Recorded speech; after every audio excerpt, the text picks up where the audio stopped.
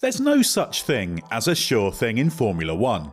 No matter how well a team is doing, it doesn't take much to knock them off course and send their fortunes into a downward spiral. George Russell has been experiencing that in the first part of 2022. After waiting years to finally get his shot with Mercedes, he joined the team just as it produced its worst car of the hybrid era.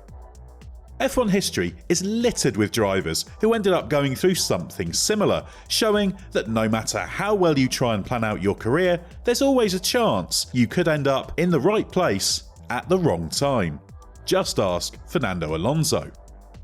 For some drivers, that experience was ultimately forgotten, as that team eventually got back to its proper place at the front.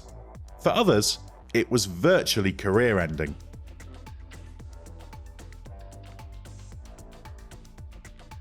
Sometimes, joining a team as it nosedives can actually work out rather well for a driver's reputation.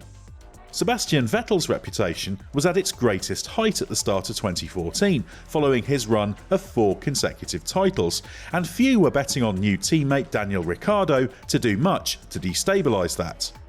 But that's exactly what he did. Horrendous reliability problems in testing and a substantial power disadvantage as Renault's first hybrid F1 engines were embarrassed by Mercedes meant Red Bull was firmly deposed from the top of the pile. While Vettel floundered, Ricciardo starred.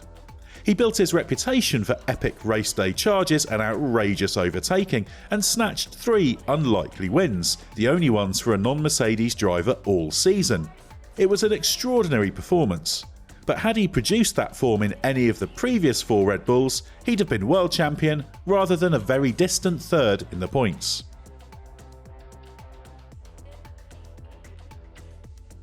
When Jarno Trulli joined Jordan in place of Damon Hill for 2000, the team had just launched an unlikely 1999 title tilt with Heinz-Harald Frentzen and seemed poised to join F1's big league.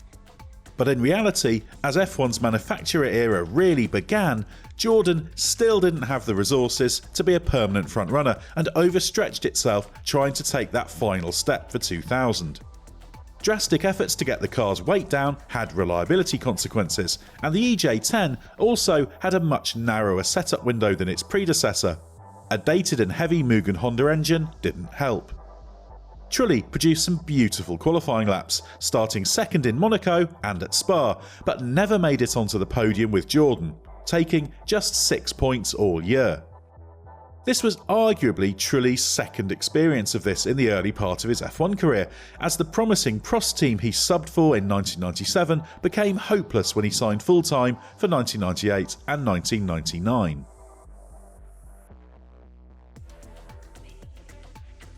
Martin Brundle rejected several offers for 1994 in the hope of landing the McLaren seat vacated by Ayrton Senna. When Senna's nemesis Alain Prost turned down the chance to abort his retirement on the eve of the season, Brundle had what he thought was his big break.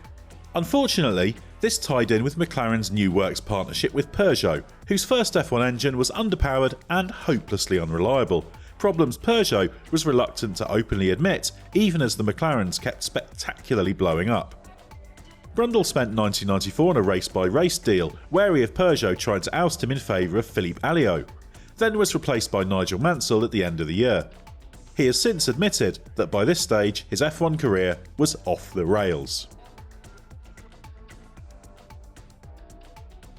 Renault was fresh from a pair of championship doubles with Fernando Alonso when promising test driver Heikki Kovalainen was promoted to a race seat as Alonso's replacement for 2007. But with Alonso and tyre supplier Michelin gone, Renault lost its edge. An error-strewn start to his time in F1 put Kovalainen under pressure immediately. Things improved and he took a podium in the wet at Fuji, but his 2008 move to McLaren, again as Alonso's replacement, was more about him being in the right place at the right time than anything to do with his performances for Renault.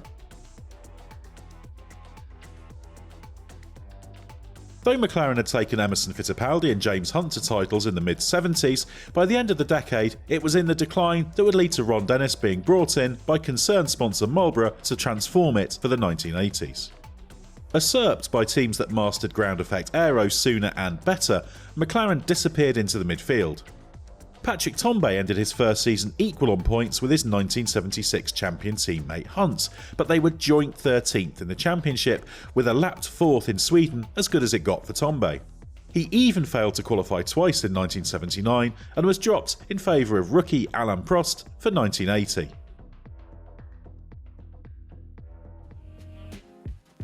Williams was past its peak in 2005, but had been a title contender as recently as 2003 and got over the misadventure of its initial walrus nose design in 2004 well enough to win the season finale with Juan Pablo Montoya in his final outing before joining McLaren.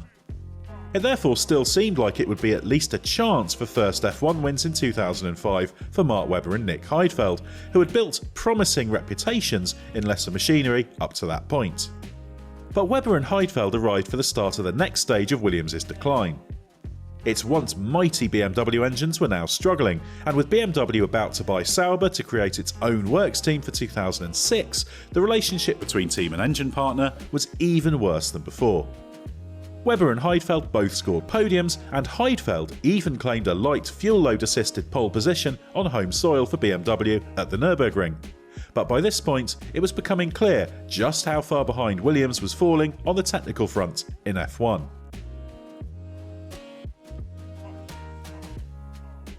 Given how close Renault had come to winning the 1983 World Championship with Alain Prost, and how fast its cars had been for so many years, a seat there in 1984 seemed suitable reward for Derek Warwick after his 3 years of heroics with Toleman.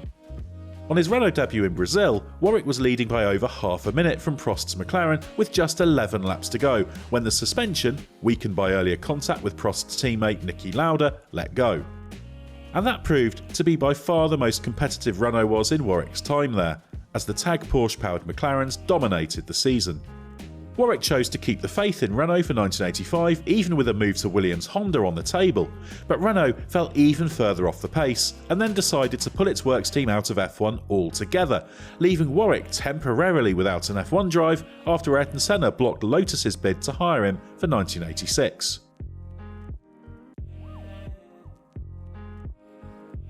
It's easy to forget that Sergio Perez was signed by McLaren as the replacement for none other than Lewis Hamilton after a year of tyre-whispering heroics with Sauber in 2012 that netted 3 podiums.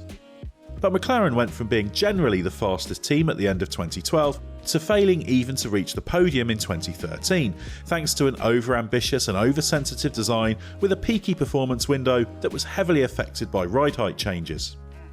Perez was then dumped in favour of Kevin Magnussen at the end of the year.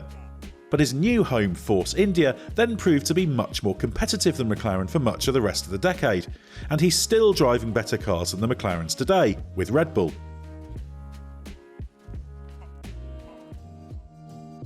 This one was such a rollercoaster that we felt it was worthy of a high place on this list. When Rosberg arrived at Mercedes, he was joining the world champion Brawn team just as it had been taken over by a mighty manufacturer. Surely the sky was the limit. But even Mercedes didn't realise how much of the year of underinvestment after Honda's exit had hurt the team it now owned. Rosberg arrived having finished 7th in 2009 with Williams, and that's exactly where he finished in his first 2 years with Mercedes. He claimed the team's first win as Mercedes in 2012, but slumped even further to 9th in the championship. This was clearly not what he thought he was signing up for in 2010.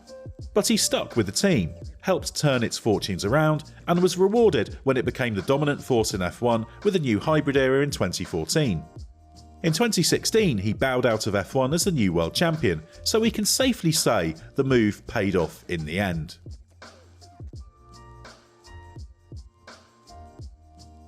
John ALESI famously chose Ferrari over Williams for his big step up from Tyrrell for 1991, although based on how much Williams messed him about, it seems it always had his eye on a star name like Ayrton Senna or Nigel Mansell for that seat, with ALESI left dangling as an exciting backup.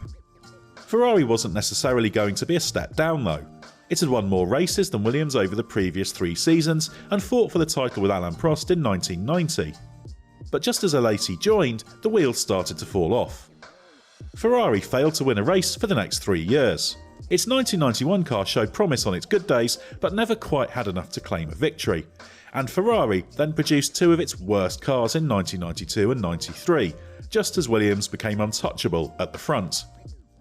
ALESI built a reputation as a hard-charging underdog during those years, but the success many predicted when he burst onto the scene in F1 with Tyrrell never materialised.